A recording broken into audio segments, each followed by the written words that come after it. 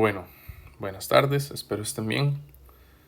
Eh, Hoy continuamos un poco con un tema interesante, recordando un poco lo que habíamos hecho.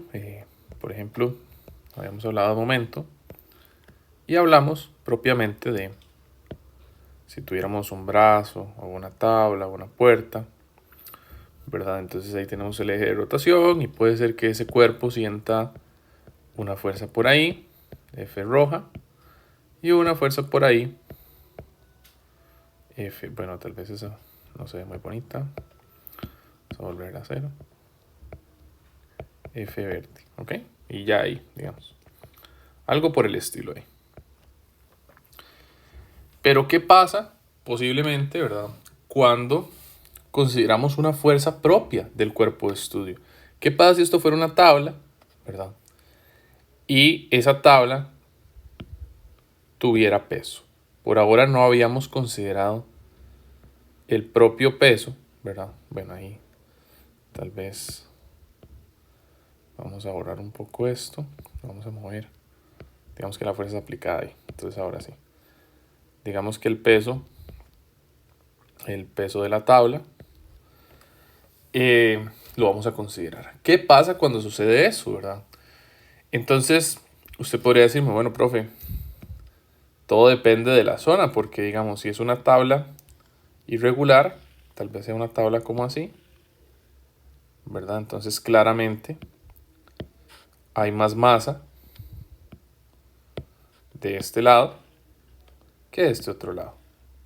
Puede pensar en, no sé, tal vez en un bate de béisbol, ¿verdad? En un bate de béisbol. Vamos a ver si me sale el dibujo. Se va haciendo como más grueso en una parte y luego se hace angosto en otra, ¿verdad? Entonces hay más masa de este lado que de este.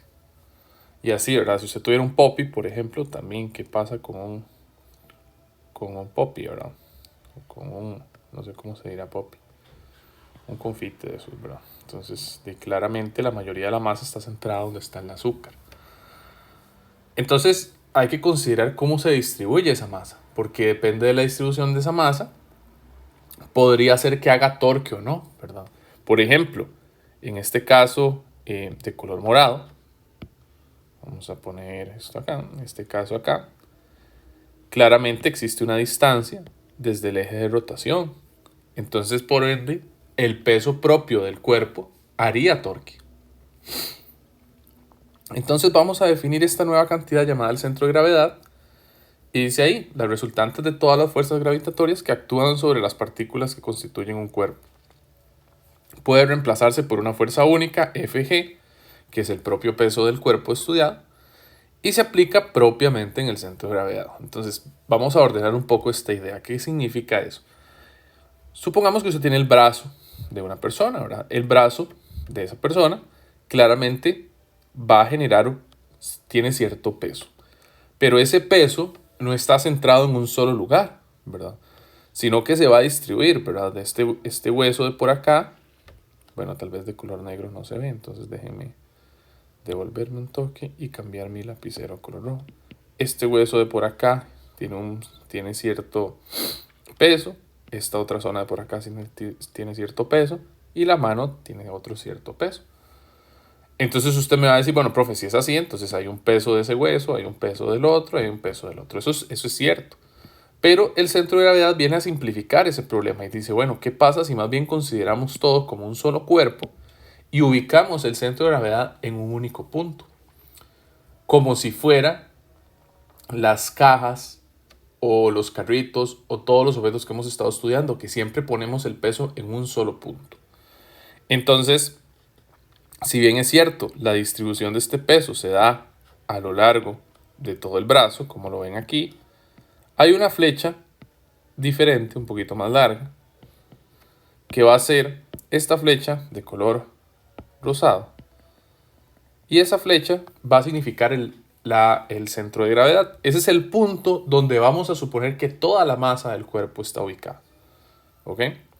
¿Y qué significa eso? Eso significa que podemos simplificar este brazo. Vamos a agregar una diapositiva Vamos a agregar una diapositiva acá. Este brazo pasa de ser un objeto, digámoslo así, hasta cierto punto complicado, con una serie de pesos en diferentes zonas, ¿verdad? Y así sucesivamente. Y por ahí otra. A ser una tabla de las que ya conocemos. Va a ser una tabla con una sola fuerza que le vamos a llamar la fuerza de gravedad. Para eso sirve el centro de gravedad. Ahora bien, es importante darnos cuenta de una cosa.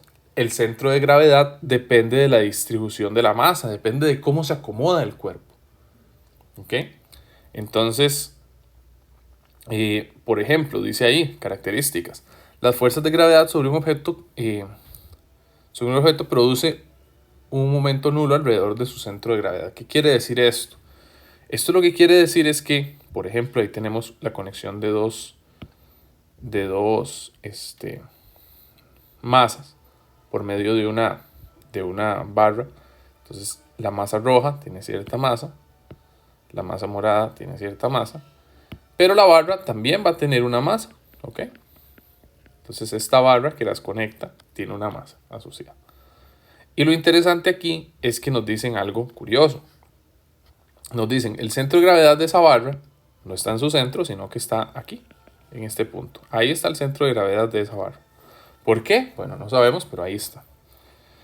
Y entonces, ¿qué pasa? Lo que pasa es que si nosotros definimos el eje de rotación exactamente en el centro de gravedad, pues nos damos cuenta que la fuerza de gravedad hace un torque igual a cero. ¿Por qué? Ya esto lo vimos, ¿verdad? Si la fuerza o la línea de acción de la fuerza pasa por el eje de rotación, entonces su torque es cero. Y es exactamente lo que dice aquí, ¿verdad?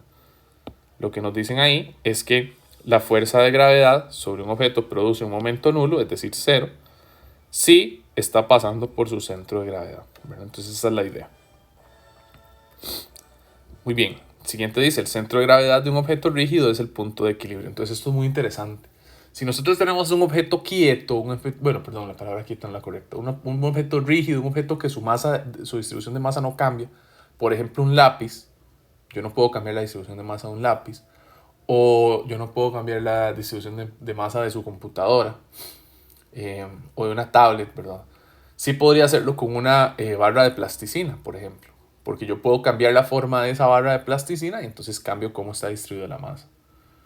Yo sí podría cambiar la distribución de masa de un cuerpo humano, porque si yo como mucho, posiblemente la masa se empieza a distribuir de cierta forma, ¿verdad? O también cambiando propiamente como yo me acomodo, ¿verdad? Si yo me siento, la distribución de masa es una a que si estoy de pie, o que si levanto mis brazos, o que si bajo mis brazos. Ya vamos a ver ejemplos.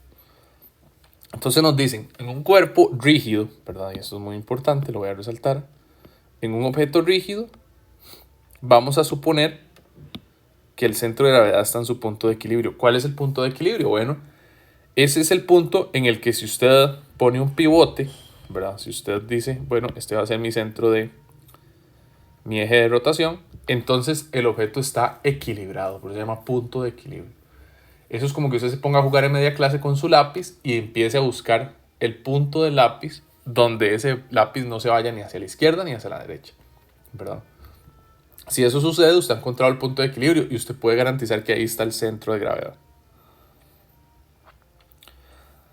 Otra parte importante, dice, en un objeto rígido, el centro de gravedad es un punto fijo con respecto al objeto, aunque no esté necesariamente localizado en un objeto.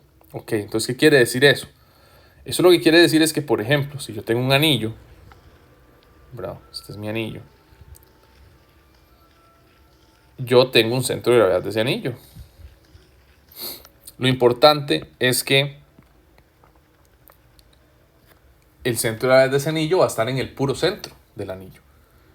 Profe, pero el puro centro del anillo no está, ahí no hay masa, está bien, ahí no hay masa, pero ahí es el punto, ¿verdad? Igual pasa, bueno, aquí con este objeto, ¿verdad? Su centro de gravedad no está propiamente sobre el plástico de esa regla, ¿verdad? Sino que está ahí en el espacio. Algunos ejemplos interesantes, ¿verdad? Usted podría, por ejemplo, hay distribuciones de masa curiosos. A veces puede ser que en algunos puentes o así se busque que el centro de masa no esté propiamente en el puente, de forma que si se baja es más estable y se permite de cierta forma